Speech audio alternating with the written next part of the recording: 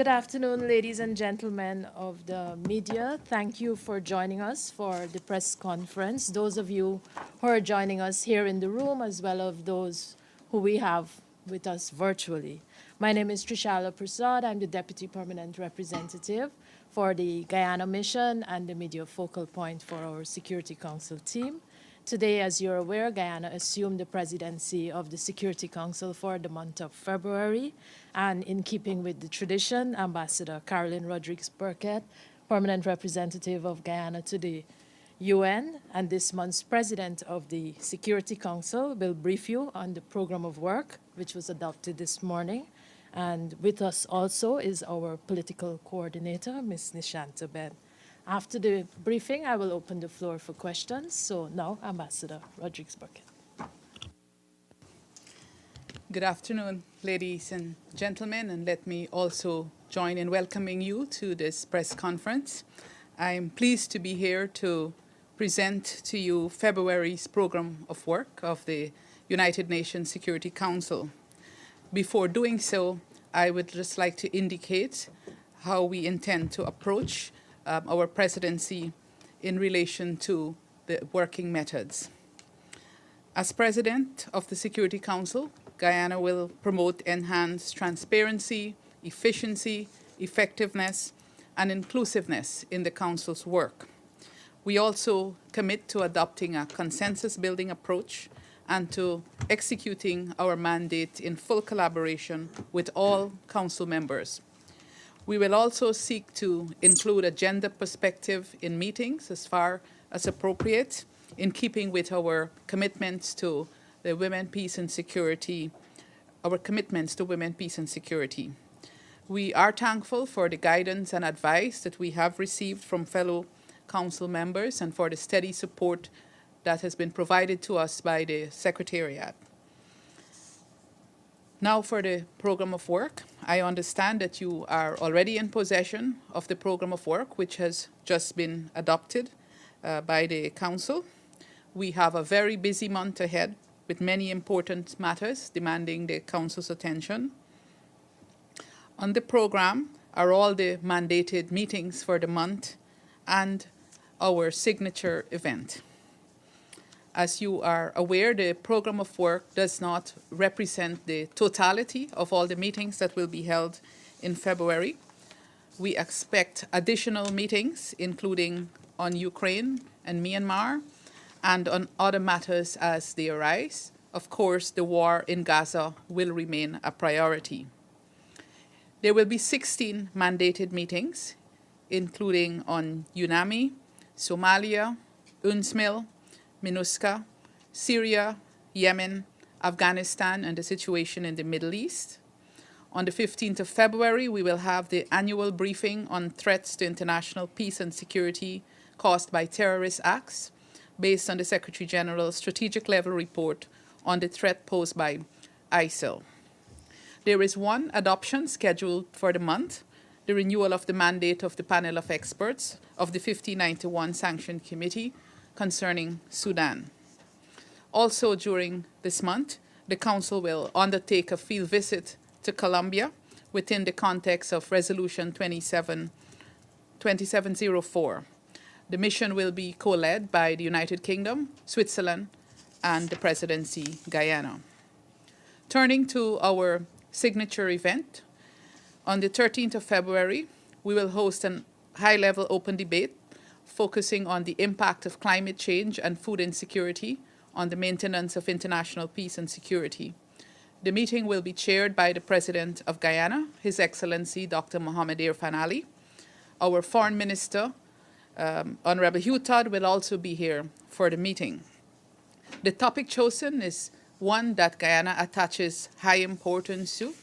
The meeting will examine the dynamic relationship between climate change, food insecurity, and conflicts within the context of maintaining international peace and security. We anticipate a very rich discussion given the interest in this topic by many Council members, but also by the wider United Nations membership. And Guyana intends to provide a summary of that event following its conclusion. The meeting will see the presence of the Secretary General.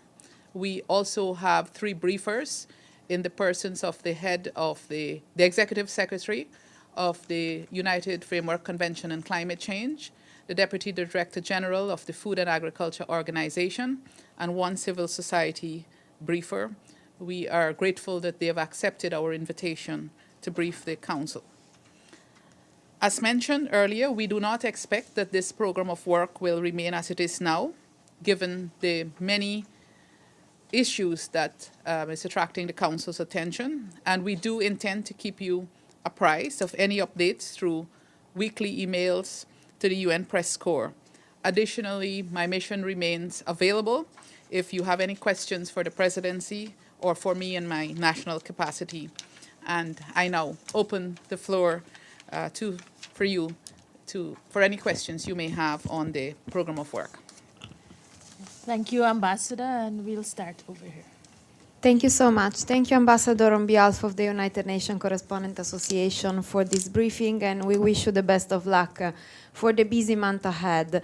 My question is on Venezuela. Are you planning to bring to the Security Council attention the issue of Venezuela that wanted to annex the Guyana region in a referendum? There will be a possible debate on that, a discussion of sanctions or any other steps. Thank you so much. It's Valeria Robeco from Ansa Newswire. Sorry. Thank you, Valeria. In my capacity as President of the Council, I can say that Venezuela is not on the program of work. In my national capacity, I can say that Guyana has not requested a meeting on Venezuela. I'll take the question here. James Bays from Al Jazeera. I'd like to ask you 2 related questions related to Gaza and the wider problems in the Middle East region. First, you're welcome to answer these as President or probably more interestingly in your national capacity. There's now, we believe, an early draft from Algeria of a resolution again on a ceasefire. In your view, what do you think are the chances of getting that much-needed ceasefire for Gaza during this month when you are presiding over the Security Council? And secondly, as you know, there was that attack on a US base with 3 US service personnel killed. The US is now planning, we're told, a extensive military response to that attack on that base in Jordan close to the Syria border. How worried are you that this could just lead to further escalation in the region? Thank you, James. We are aware that a draft resolution is being discussed. I can tell you that in our national capacity, we intend to adopt a constructive approach towards the resolution. On the other question you ask, I can say again, in my national capacity, we are concerned about spillovers based on what is happening in Gaza. I would expect that the U.S. would be more appropriate to answer the other part of the question. Thank you. Hello, Ambassador. I'm Margaret Bashir with Voice of America. Good luck this month. I would like to ask you about Haiti, especially because Guyana is the chair of CARICOM also for the next 6 months. Your president has said regional security is a key priority. So what is Guyana going to do in the Security Council to get this multinational force deployed, especially since we've seen now an obstacle arise in Kenya with the High Court decision? Thank you very much for the question. Haiti is one of the priorities for sure for our region, for Guyana, and for the Caribbean community. As you know, the multinational support mission is a non-UN mission, but nevertheless, the Security Council is seized of this matter. We have seen that the Kenyan government has decided to appeal the decision, and we are hoping to, as we go along this month, to have an update at the appropriate time. But we are concerned, and I can say that for Guyana, in our national capacity, with the growing challenges in Haiti and the dire humanitarian situation. But the work of the Eminent Persons Group of CARICOM continues in terms of the political tract. And just, has CARICOM gotten any more regional countries interested in contributing to the force? At this point in time, we are advised that the countries that have indicated their participation would be the Bahamas, Antigua and Barbuda, and Jamaica.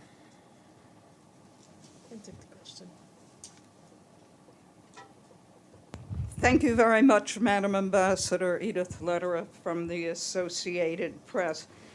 First, a follow-up on the possibility of another ceasefire resolution. You said Guyana would take a constructive approach. Could you expand on what exactly that means? And secondly, February 24th is the second anniversary of the Russian invasion of Ukraine. Is the Security Council planning anything to mark that occasion, any kind of meeting, any kind of outcome document? Thank you. Thank you for your question. Let me answer on Gaza in my national capacity. Guyana has called for a ceasefire, and Guyana will continue to call for a ceasefire in Gaza. We believe that we should not wait another day for that. And this is why I said we will be constructive in the resolution, and hopefully we would be able to have a resolution. On Ukraine, I can confirm that there will be a meeting. We are finalizing the date at this point in time. On product, we do not foresee one at this point in time. Do you expect any senior officials from Ukraine to come to the United Nations for that meeting whenever it's scheduled? We do not have that information as yet, but we believe we will be informed in the coming days.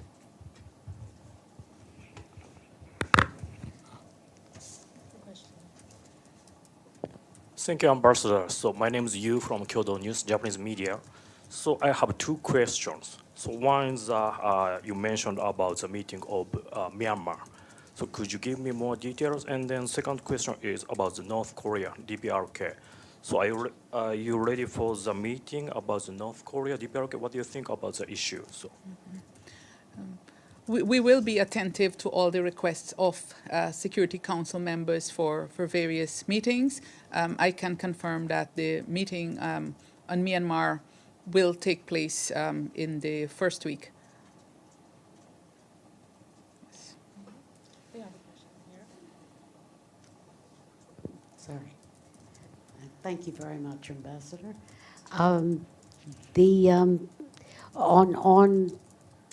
On February 13th, your high-level meeting, are you going to have a product, a statement, a resolution? And secondly, could you give me some details on what you're doing on Myanmar? Thank you. In terms of a product, as you know, it's still a very complex situation, discussing at least half of the topic, the part on climate. But we believe it's a very important topic for most of the UN membership, and so this is why I indicated we will do a summary, and hopefully in the future we can have a product, and I speak there in my national capacity. On Myanmar, the meeting will take place, and we will see where we go from there. What kind of an agenda at the meeting? Just a general discussion on Myanmar? And also, I'm sorry, I didn't introduce myself. It's Evelyn Leopold, Globetrotter Media and Passport. Thank you. We understand that there's work is ongoing by the ASEAN Special Envoy, and so we will be having a report from him.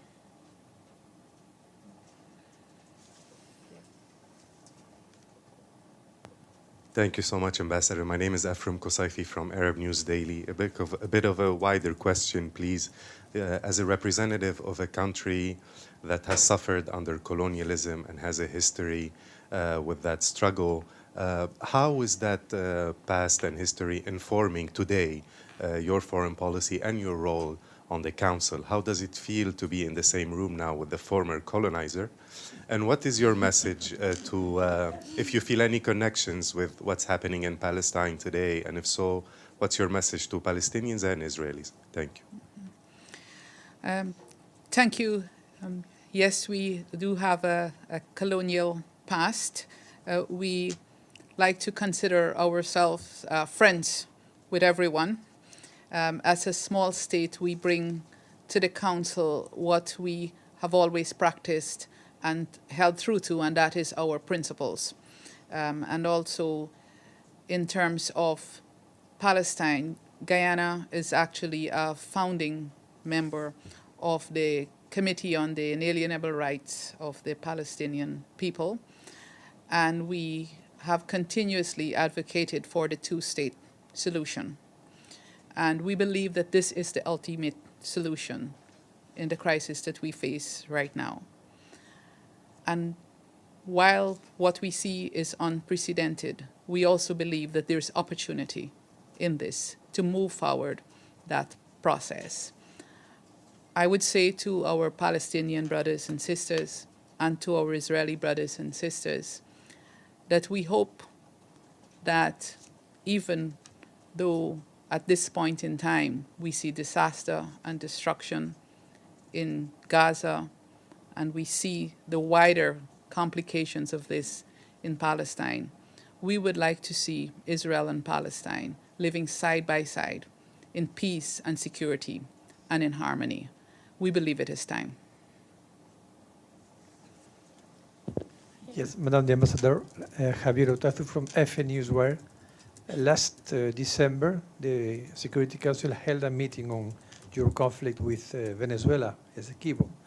And how come you are not taking advantage of your presidency to bring again the subject to the Council, or maybe you consider that the conflict is over or on the right track?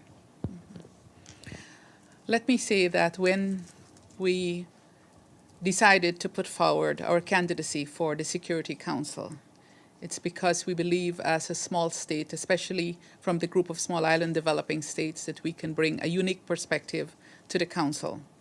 And at that time, just 12 years ago, Venezuela was one of the first countries, the government of Venezuela, to support our candidacy.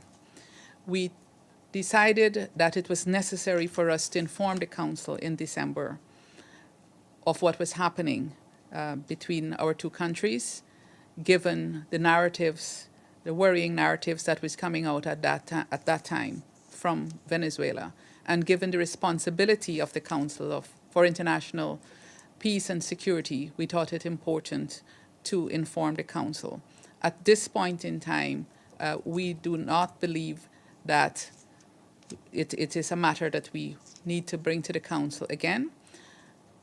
I should inform that following that Council meeting, there was a meeting in St. Vincent and the Grenadines, and Guyana and Venezuela signed an agreement. And part of that agreement is for a joint commission to discuss issues that are consequential. Of course, the matter is in the hands of the ICJ. The land border matter is in the hands of the ICJ, but consequential matters relating to our cooperation with Venezuela as a neighbor is included in that joint commission where those issues would be discussed, and a first meeting was held already. Thank you. If we could, before I get to the all remaining questions in the room, if we could go online, we have Iftikhar Ali. You have the floor.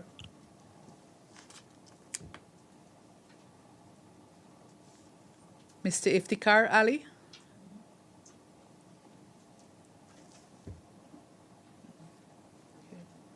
Go to the next one.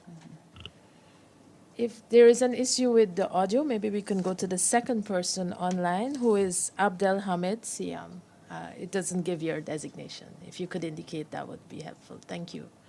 Could we have volume for the questions for our technical team? Thank you.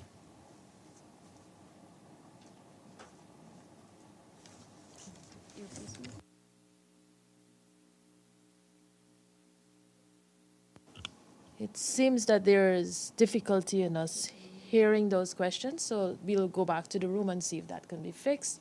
We'll take the question there first, if you could identify. The lady behind. Thank you. My name is Ibtisam Azim Al Arabi Al Jadid newspaper. My question is about some breaking news that coming out from the Qatari Foreign Ministry. A spokesperson that's saying that Israel agreed to a ceasefire proposal, and we have initial positive confirmation from Hamas. My question here, first, do you have any comments on that, and do you believe that such an agreement should come also in front of the Security Council, that should be discussed in details? Thank you very much. We do not have any information. Ghana does not have any information as that. As you said, it just came out. But let me say that if there's a ceasefire, we certainly welcome that. Well, as I mentioned earlier, in fact, as was mentioned earlier, there is a draft resolution that is being discussed, and we will see how that will progress in light of this new information that you just provided. We have a question. Thank you, Ambassador Murad Hashim, Al Jazeera Arabic. What's your position regarding the human rights violations in Gaza and West Bank? And do you support a rule on this matter by ICC and ICJ? We have consistently called, of course, in our national capacity, for the respect for international law, international humanitarian law, and of course human rights, and we will continue to do so.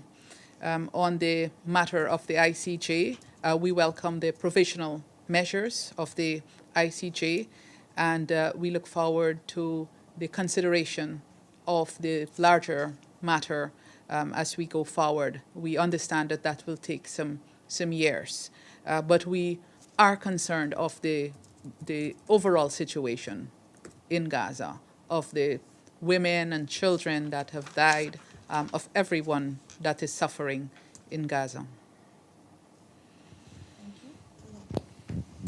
Thank you, Ambassador.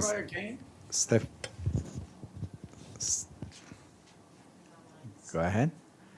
Stefano Vaccara, La Voce di New York and Ital Press. Are you satisfied with the way the Security Council is proceeding so far, or do you think a reform should be very urgent? And just recently, the Secretary General repeated that he thinks it's the time for a new permanent seat for Africa. And what do you think about new permanent seats? In my national capacity, we believe Security Council reform is urgent. And it may sound hollow because we've been saying this for the past 3 decades or so, but we believe that it is. Guyana supports the common African position. We believe that it's a historical injustice that should be made right. And so we support Africa having a permanent seat on the council. I should indicate that this is also the position of many CARICOM countries as well. We also advocate for a rotating seat on the council, non-permanent seat for small island developing states. We believe that they bring a unique perspective, especially being on the front lines of climate change. And as we spoke about earlier, the impacts of climate change on the maintenance and peace and security is something that we must continue to consider. And so, yes, we believe that the reform of the Security Council should not wait. Before I go to the hands I see in the room, I think we'll try again with those who are online. If we could see if Mr. Iftikhar Ali, if we can hear you now.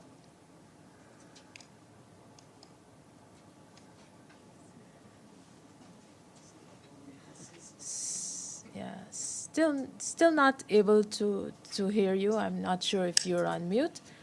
We did have a second request online, which is Mr. Abdel Hamid. Can you hear me? We are hearing you. Go ahead, please. Oh, great. Thank you so much. Thank you, Madam President. I have few questions. And my first question about visiting Gaza by the Security Council. Last December, the ambassador of the United Arab Emirates took a delegation to the Rafah crossing, but they didn't cross to Gaza. Would you consider taking a group of members of the Security Council, or suggest at least, to visit Gaza and see for yourself atrocities and genocide in the making? That's my first question. And the second, there are now floating ideas to recognize Palestine as a full independent sovereign state in the UN. What is the position of your country if this issue came to the forefront of the Security Council during your membership? And finally, I don't want to take much of your time, but if you can tell me, would you work with the non-permanent members to form some kind of common ideas of the 10 elected members to influence the outcome of the Security Council resolutions and the statements, and not to leave it only to the permanent 5? Thank you very much for your patience and accepting my 3 questions.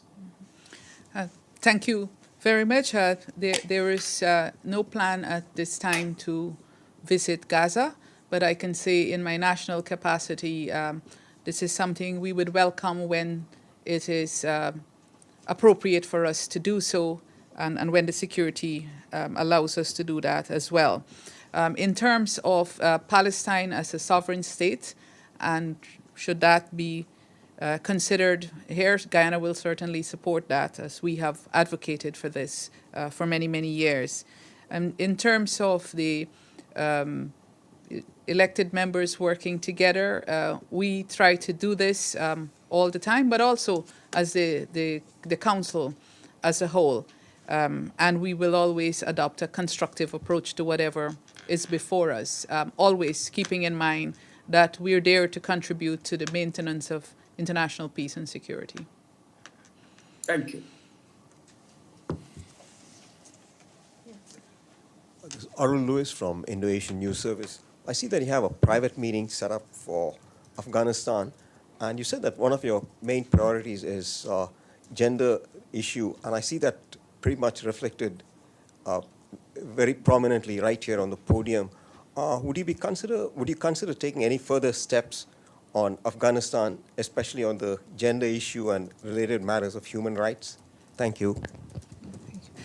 Yes, as I mentioned earlier, the meeting will take place, and in my national capacity, Guyana has made certain commitments to the WPS agenda, and whichever file we're looking at, we also look at it through a WPS lens as well. Thank you. Oh, thank you. My name is Sinan. I'm with Ruda Media Network, a Kurdish outlet. My question is about Iran.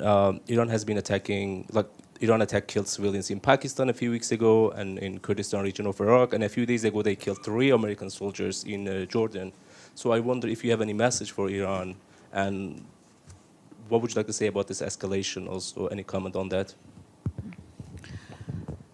I think I have a message for everyone that we just need to make this world a better place, safer, more prosperous for all our people. Thank you.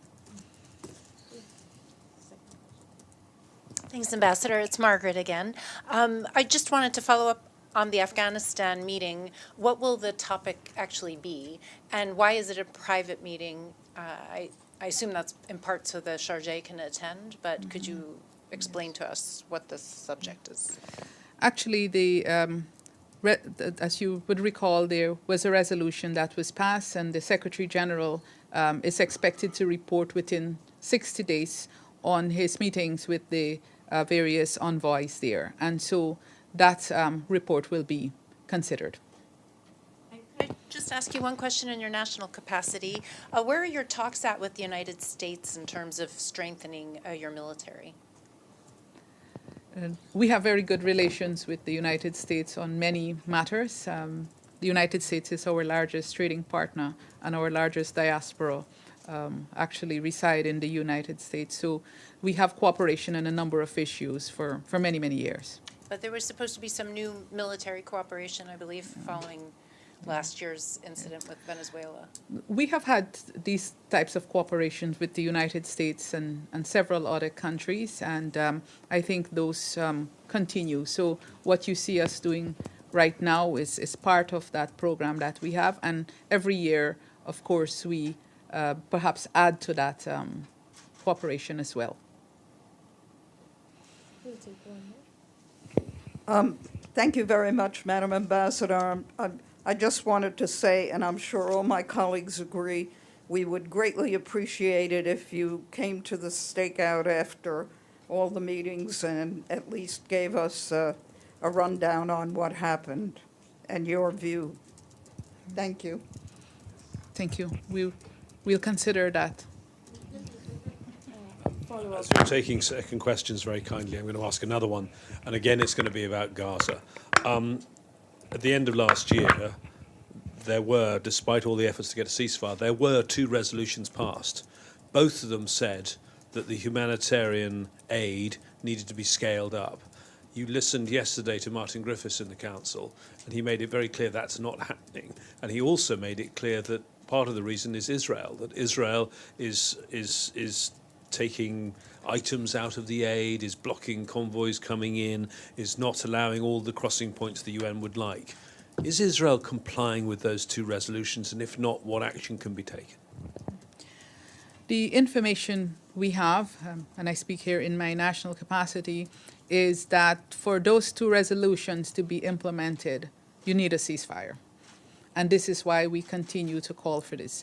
We are very, very concerned about the humanitarian situation and the access to aid, because in some cases what we know is there is aid, but access is the problem, getting it to the people who really need it. But yes, what we have before us is that those 2 resolutions cannot be fully implemented, and also the provisional measures of the ICJ, unless there's a ceasefire. We will take 2 final questions, unless there are no more. Maybe we can give Mr. Iftikhar Ali a final try. See, sir, if we can hear you this time. I know you've been trying really hard to get your question in. Can you hear me now? Yeah. Yes, we can. Thank you, Madam Ambassador. I'm sorry, I'm the last one to get the question, but by now all my questions have been answered. The Security Council reform, Gaza, and Afghanistan. Thank you very much. Thank you. I have a final question, can I? Yes, go ahead. Okay. Thank you very much again. I mean, Palestinians have been under occupation. Occupation is illegal, as you know. International law supports people under occupation to resist occupation. Why, when Palestinians resist occupation, they are labeled as terrorists? But when the Ukrainians resist occupation, they are labeled as heroes. Do you see the double standard in the international community in this labeling of both sides doing the same thing? Thank you. It's a concern for us.